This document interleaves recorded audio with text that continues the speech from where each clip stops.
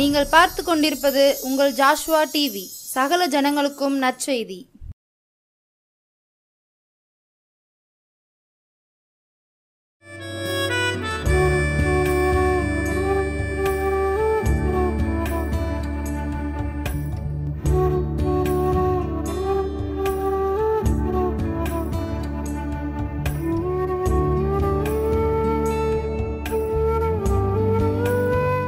ஆண்டவராய் இயேசு கிறிஸ்து நாமத்தினாலே உங்கள் யாவருக்கும் என் அன்பின் வாழ்த்துக்களையும் நன்றிகளையும் தெரிவிக்கிறேன்.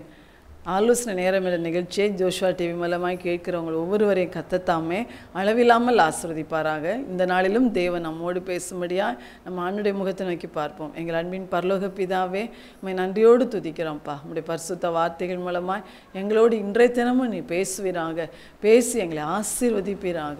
வீடுகளிலிருந்து யூடியூப் வாயிலாய் டிவி வாயிலாய் கேட்கிற ஒவ்வொருவரையும் கர்த்தர் தாமே உம்முடைய வார்த்தையின்படியே நீ கட்டி எழுப்பி ஆசீர்வதிக்கும்படி நாங்கள் ஜெபிக்கிறோம். நீர் அப்படி செய்வதற்காய் நன்றி, இயேசுவின் நாமத்தில் பிதாவே, ஆமேன். இந்த நாளிலும் கூட கர்த்தர் நம்மோடு பேசுகிற அவருடைய வார்த்தை 1 கொரிந்தியரின் புஸ்தகம் 10ஆம் அதிகாரம் 4வது வசனம். எல்லாரும் ஒரே ஞானபானத்தை குடித்தார்கள். எப்படியெனில் அவர்களோடு கூட சென்ற ஞான கன்மலையின் தண்ணீரை குடித்தார்கள். அந்த கன்மலை கிறிஸ்துவே, அந்த கன்மலை கிறிஸ்துவே. நமக்கு பழைய ஏற்பாட்டிலே இஸ்ரவேல் ஜனங்களே ஆண்டவர் எகிப்திலிருந்து வெளியே கொண்டு வந்து வனாந்தரத்தில் 40 வருஷங்கள் அவர் வனாந்தரத்தில் நடத்தினது நமக்கு தெரியும். 40 வருடங்கள் அவர் நடத்தும் போது அவங்க எல்லாரும் சமுத்திர தண்ணீர் வழியாக கடந்து வந்தாங்க. வசனம் 10ஆம் அதிகாரம் 2ஆம் வசனத்தை சொல்லியிருக்கு. எல்லாரும் மோசேக்குள்ளாக மேகத்தினாலும் சமுத்திரத்தினாலும் ஞானஸ்நானம் பண்ணப்பட்டார்கள். சமுத்திரத்துக்குள்ளே எல்லாரும் உருவ நடந்து கடலை தாண்டி வந்தாங்க. அவங்க இருந்த இடத்தை வனாந்திரத்தை மேகம் மூடி இருந்தது. அப்போ மேகத்தினால் மூடியிருந்த அந்த சம்பவத்தை இங்கே அப்போஸ்தலன் ஆவிக்குரிய அர்த்தமாக என்ன சொல்கிறாரு? அவங்க ஞானஸ்நானம் பண்ணப்பட்டாங்க அப்படின்னு சொல்கிறார். அடுத்து எல்லாரும் ஒரே போஜனத்தை தான் புசிச்சாங்க. எல்லாரும் ஒரே போஜனம், அதான் ஞான போஜனம். அது என்னது? மன்னா. அப்போ ஒரே போஜனத்தை பிடிச்சாங்க. இன்னும் ஒரே தண்ணீரை தான் எல்லாரும் குடித்தாங்க. அவங்களுக்கு தண்ணீர் கண்மலையிலிருந்து புறப்பட்டு வந்தது. கண்மலை என்றால் கற்பாறை, கற்பாறையாகி அந்த கண்மலையிலிருந்து புறப்பட்டு வந்தது. அப்போ எல்லாரும் ஒரே தண்ணீரை குடித்தார்கள். நாம் இன்னைக்கு ஆலயத்துக்கு போய் கர்த்தருடைய திருவிருந்தில் ஐக்கியப்படும் போது எல்லாரும் ஒரே அப்பத்தை புசிக்கிறோம், எல்லாரும் ஒரே திராட்சை ரசமாகி அவருடைய ரத்தத்தை பானம் பண்ணுகிறோம். அப்போ அவர் சொல்கிறாரு, அப்போ அந்த கண்மலை எதை குறிக்கிறது என்றால் அது கிறிஸ்துவை குறிக்கிறது. அவங்களுக்கு தண்ணீர் புறப்பட்டு வந்துச்சு இல்லையா? அந்த தண்ணீர் புறப்பட்டு வந்த அந்த கண்மலை ஆவிக்குரிய விரமாக எதை குறிக்கிறது என்றால் அது கிறிஸ்துவை குறிக்கிறதுன்னு சொல்கிறார்.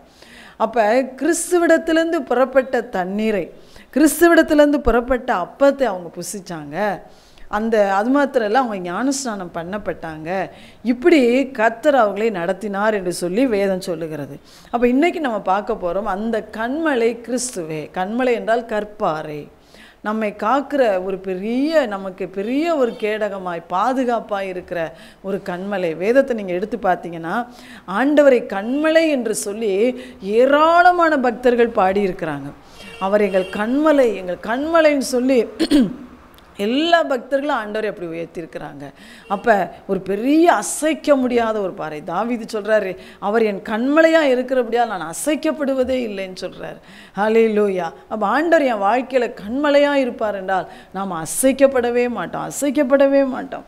அந்த கண்மலை கிறிஸ்துவே அப்படின்னு சொல்கிறார். அப்போ இந்த கண்மலையாகிய கிறிஸ்துவை குறித்து தான் நம்ம இன்னைக்கு தியானிக்க போகிறோம். இந்த கண்மலையாகிய கிறிஸ்துவோடு நம்ம எப்படி வாழணும் அப்படின்னா, இந்த கண்மலையாகிய கிறிஸ்துவின் மேல் நம்முடைய வாழ்க்கை ஒவ்வொரு நாளும் கட்டப்பட்டதாக இருக்கணும். ஹல்லேலூயா. அப்படி கட்டப்பட்டதாக இருக்கும் என்றால் பாதாளத்தின் வாசல்கள் நம்மை மேற்கொள்வதில்லை. மத்தேயு 16:18 ஆண்டவர் சொல்கிறாரு, இந்த கல்லின் மேல் என் சபையை கட்டுவேன், பாதாளத்தின் வாசல்கள் அதை மேற்கொள்வதில்லை. பேதுருவை பார்த்து தான் சொல்கிறார், நீ பேதுருவாக இருக்கிறாய், இந்த கல்லின் மேல் என் சபையை கட்டுவேன்னு சொல்கிறார். பேதுரு என்றால் பாறை என்ற அர்த்தம். அப்போ அந்த பாறையாகிய பேதுருவுக்குள் இருப்பது கர்த்தராகிய இயேசு கிறிஸ்து.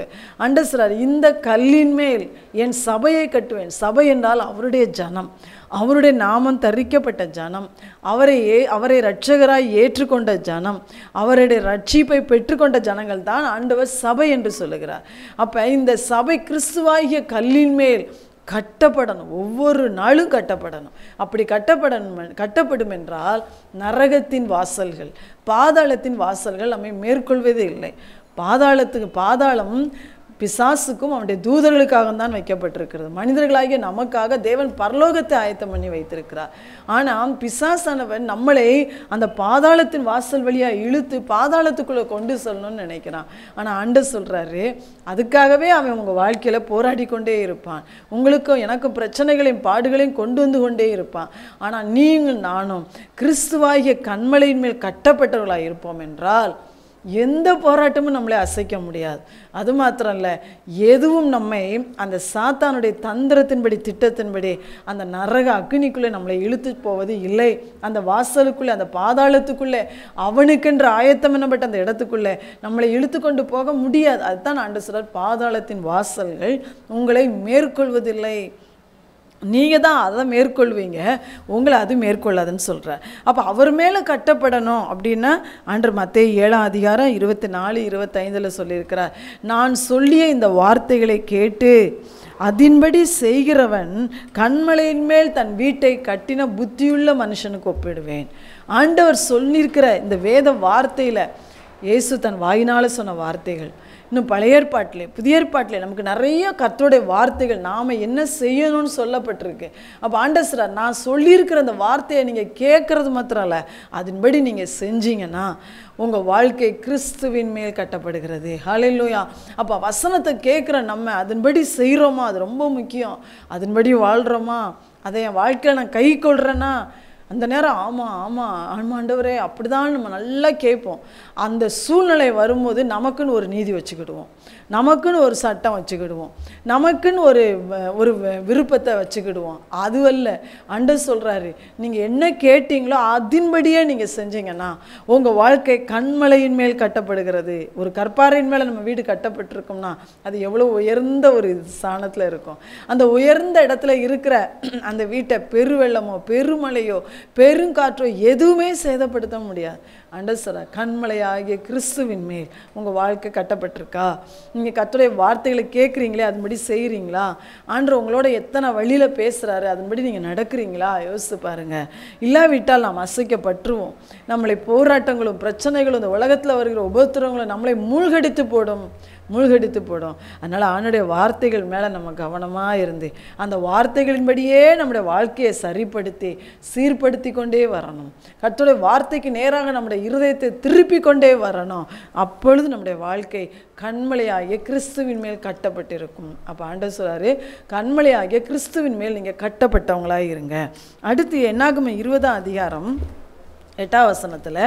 இந்த கன்மலையிலிருந்து ஆண்டவர் தண்ணீரை புறப்பட பண்ணின ஒரு சம்பவம் எழுதப்பட்டிருக்கு. என்னாகமம் 20 பார்த்தீங்கன்னா, ஆண்டவர் 20:8 ஆண்டவர் மோசையை பார்த்து ஜனங்கள் தண்ணீருக்காக மோசை இடத்துல வனாந்தரமான பகுதி, ஜனங்களுக்கு தண்ணி இல்லை, ஜனங்கள் தண்ணீருக்காக ஆண்டவர் மோசைகிட்ட வாதாடிக்கிட்டு இருக்காங்க. அப்போ ஆண்டவர் சொல்கிறார் மோசையை பார்த்து, நீ கோலை, மோசை கையில் கர்த்தர் ஒரு அதிகாரம் என்கிற ஒரு கோல், ஒரு அற்புதங்களை செய்கிற கோல், தேவனுடைய கோலை கர்த்தர் கொடுத்துருக்கிறார்.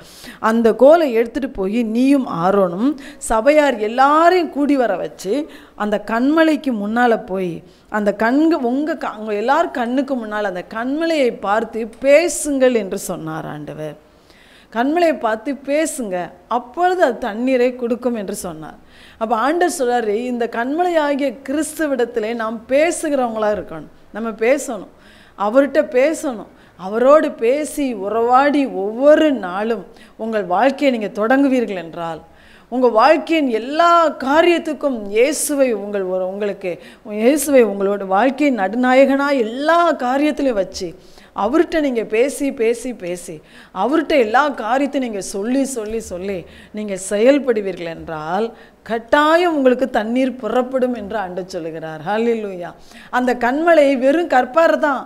ஆனால் அந்த கற்பாறையிலேருந்து எப்படி தண்ணீர் வரும். அதான் தேவனுடைய வல்லமை, அதான் தேவனுடைய அற்புத செயல். அப்போ ஆண்டவர் சொல்றார், கன்மலையை பார்த்து பேசுங்க, உங்கள் காரியத்தை அவர்கிட்ட சொல்லுங்க, அவர்கிட்ட ஆலோசனை கேளுங்க. நான் என்ன செய்யணும் ஆண்டவரே, இந்த பிரச்சனைக்கு நான் என்ன செய்யணும், என் வீட்டில் இவ்வளோ இப்போ இந்த பிரச்சனை உதாகரமாக நிற்கிதேப்பா, நான் இதுக்கு என்ன செய்யணும், நான் இதுக்கு எப்படி ஜெபம் பண்ணணும், பேசுங்க ஆண்டவர்கிட்ட எனக்கு வழிகாட்டுங்கன்னு சொல்லுங்கள், எனக்கு ஆலோசனை சொல்லுங்கன்னு சொல்லுங்கள்.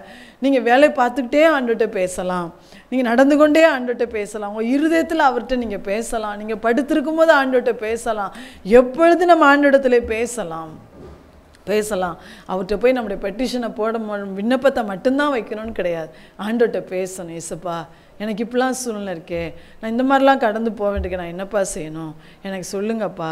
நீங்கள் தான் எனக்கு ஒரு தகப்பன் தகப்பனிடத்தில் ஒரு பிள்ளை பேசுவது போல, சிநேகிதர்களோடு பேசுவது போல, அப்பா சகோதரர்களோடு பேசுவது போல நம்ம ஆண்டவர் எல்லா விதத்திலும் நம்ம கூட பேசுகிற ஆண்டவராக இருக்கிறார்.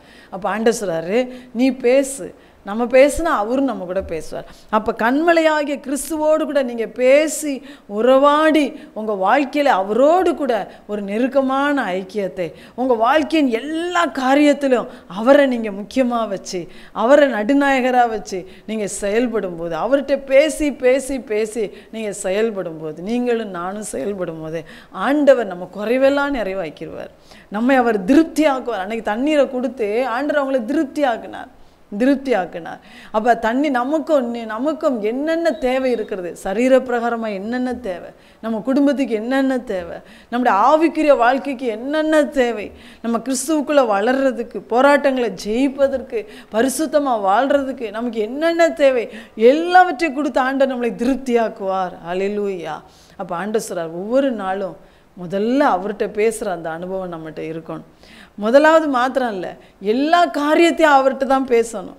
அவர்கிட்ட பேசி பேசி பேசி பேசி அவர்கிட்ட ஆலோசனை கேட்டு கேட்டு கேட்டு அவருடைய சித்தத்தின்படி நம்ம செய்ய செய்ய செய்ய அவர் தண்ணீரை அன்றைக்கு நான் கொடுப்பேன்னு சொன்னது போல கொடுத்தார் ஆண்டவர். அதுபோல் நமக்கும் தண்ணீரை கொடுத்து நம்மை ஆசீர்வதிக்கிறவராக இருக்கிறார். நம்முடைய தேவைகளை சந்திப்பார், நம்ம குறைவுகளை அவர் நிறைவாக்குவார். அது எப்படிப்பட்ட குறைவாக இருந்தாலும் கர்த்தர் அதை நிறைவாக்குவார். ஹல்லேலூயா. நம்முடைய தாகத்தை தீர்ப்பார். என் வாழ்க்கை வனாந்தரமான வாழ்க்கையாக இருக்கே நீங்கள் நினைக்கிறீங்களா? அன்னைக்கு அவங்க வனாந்தரத்தில் தான் அவங்களுக்கு தண்ணீர் புறப்பட்டு வந்துச்சு.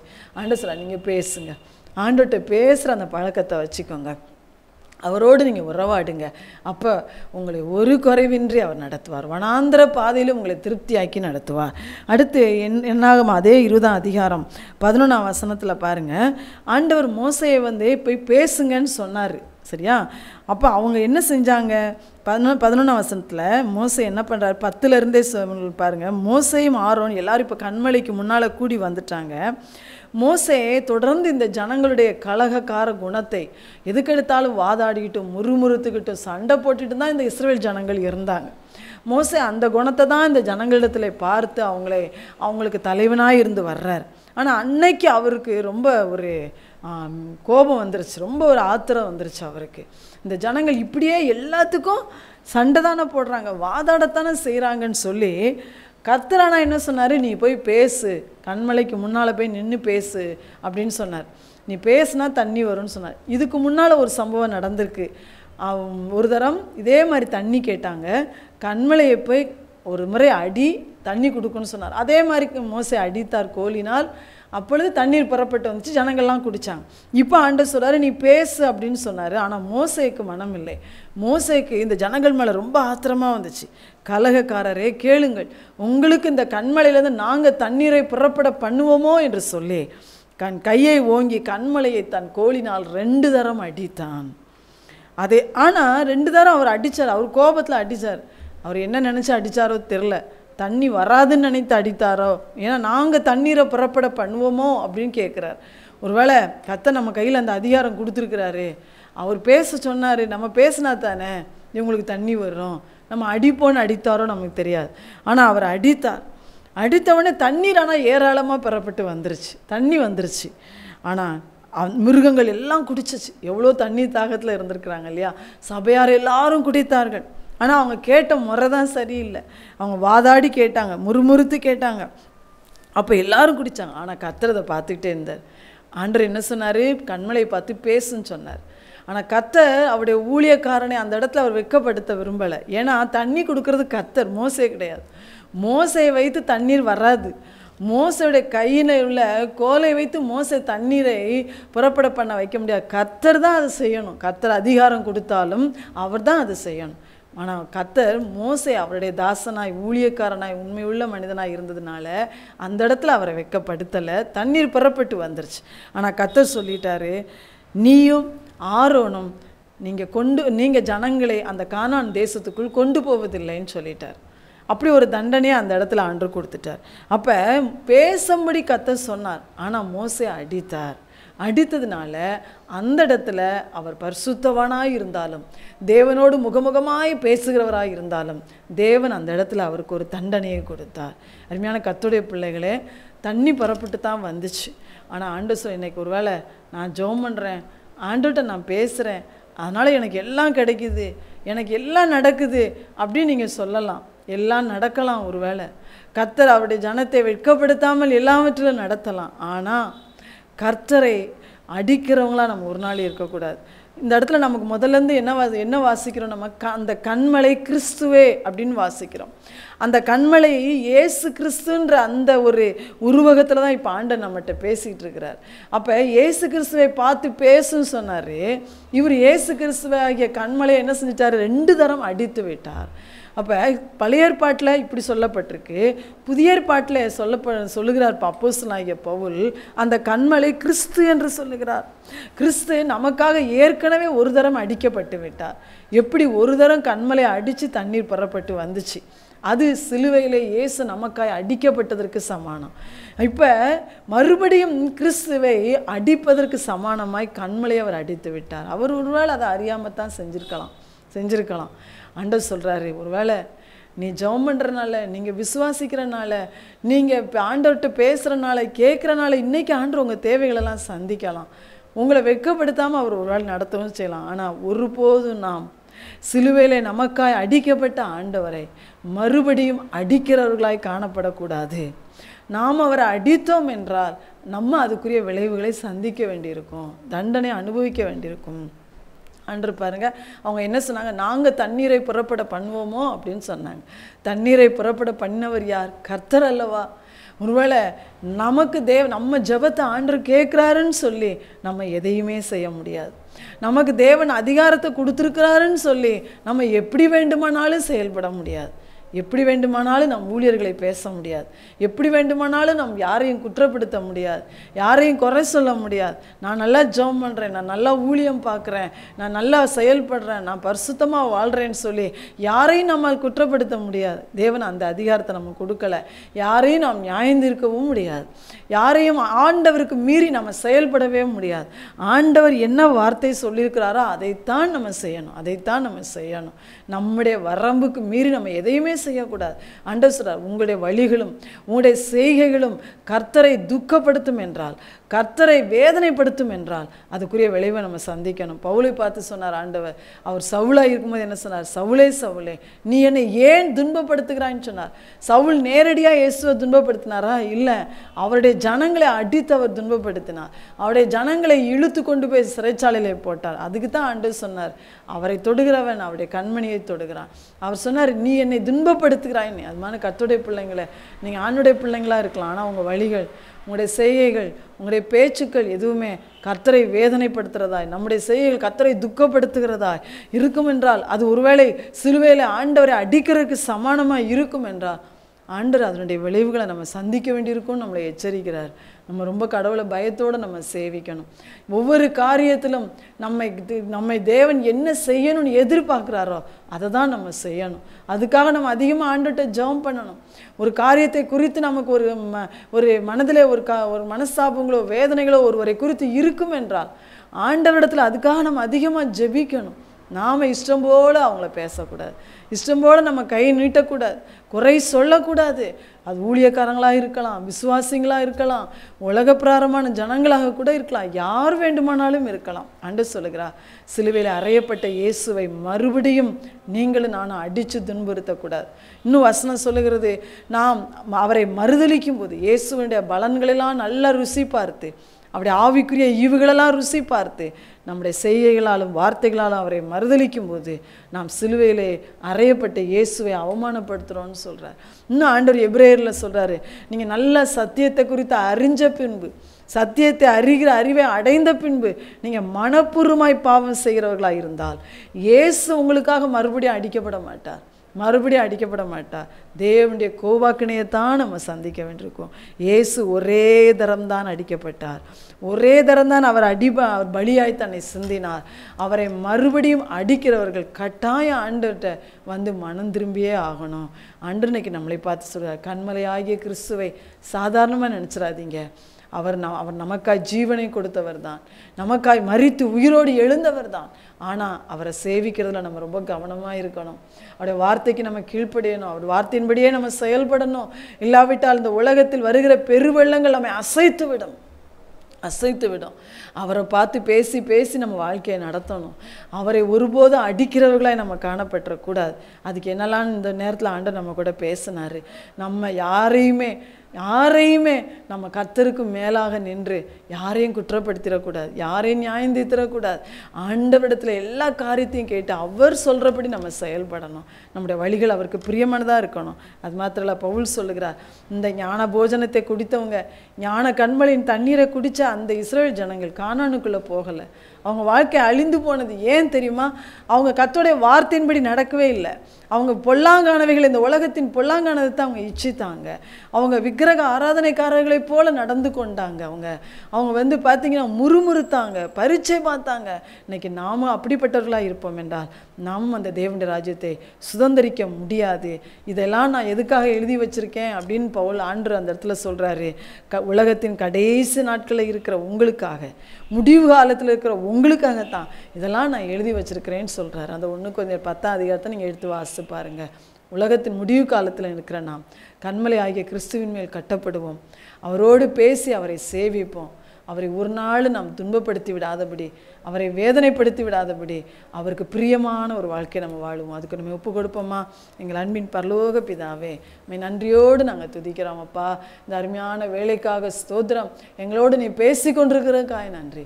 எங்கள் கண்மலையாகிய கிறிஸ்துவை மேல் நாங்கள் ஒவ்வொருவரும் கட்டப்பட உம்மிடத்தில் பேசி உறவாடி எங்கள் வாழ்க்கையை நாங்கள் நடத்த அப்பா எங்களுக்கு கிருபை தார். கண்மலையாகிய கிறிஸ்து ஏற்கனவே எங்களுக்காய் ஒரு தடவை நீ அடிக்கப்பட்டு விட்டீரப்பா. எங்களுடைய வழிகள், எங்களுடைய செய்கைகள், எங்களுடைய வார்த்தைகள் ஆண்டவரே எதுவுமே உண்மையா மறுபடியும் சிலுவையில் அடித்து விடக்கூடாதப்பா. எங்களை அப்படிப்பட்ட துரோகிகளாய் நாங்கள் வாழ்ந்து விடாதபடி எங்களை கிருபையாய் நீ பரிசுத்தமாய் சரியாய் எங்களை நடக்கிறதுக்கு எங்களுக்கு உதவி செய். கேட்குற ஒவ்வொருவரையும் அப்படி ஆசீர்வதியும். நாங்கள் முடிவிலே தேவனுடைய ராஜ்யத்துக்குள் பிரவேசிக்க எங்களுக்கு கிருபை தார். நீர் அப்படி செய்வதற்காய் நன்றி. இயேசுவின் நாமத்தில் பிதாவே, ஆமென்.